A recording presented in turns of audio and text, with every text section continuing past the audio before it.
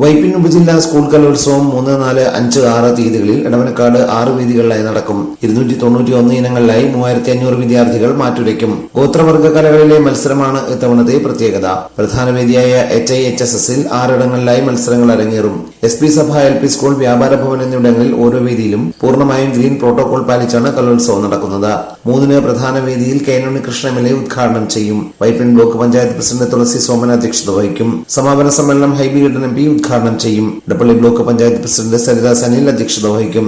ചലച്ചിത്ര നടൻ അപ്പു ജോസ് പങ്കെടുക്കും. പതിവിന് വിപരീതമായി ആദ്യ ദിനത്തിൽ രചനാ മത്സരങ്ങളോടൊപ്പം സ്റ്റേജ് മത്സരങ്ങളും നടക്കും. പൂർണ്ണമായും ഗ്രീൻ പ്രോട്ടോകോൾ പാലിച്ചു നടക്കുന്ന കലോത്സവത്തിൽ പങ്കെടുക്കുന്ന വിദ്യാർത്ഥികൾക്ക് 4 ദിവസവും ഭക്ഷണവും നൽകും.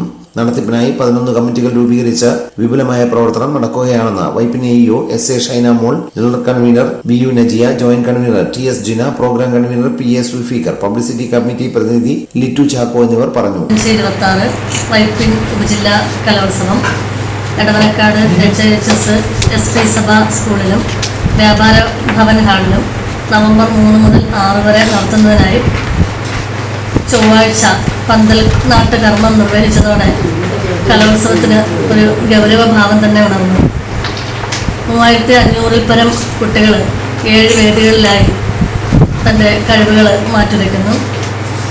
കഴിഞ്ഞ വർഷം മാനുവലിൽ പുതുതായി ഉൾച്ചേർത്ത ഗോത്ര കലകൾക്ക് ഇപ്രാവശ്യം കൂടുതൽ മത്സരാർത്ഥികളുണ്ട് എന്ന് നമുക്ക് മനസ്സിലാക്കാൻ കഴിഞ്ഞിട്ടുണ്ട്.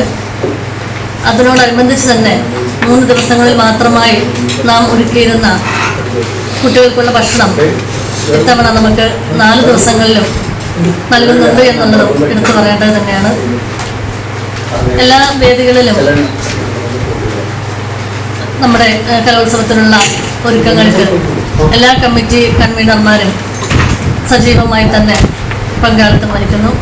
ഒപ്പം സ്കൂളിലെ എല്ലാ അധ്യാപകരും, PTA, മാനേജ്മെന്റ്, വൈപ്പിൻ ഉപജില്ലയിലെ എല്ലാ അധ്യാപകരും അവരുടെ എല്ലാം നാട്ടുകാരുടെയും എല്ലാം സഹായ സഹകരണങ്ങൾ കൊണ്ട് ഭംഗിയായി മുന്നോട്ട് കൊണ്ടുപോകാൻ സാധിക്കുമെന്ന് തന്നെ കരുതുന്നു.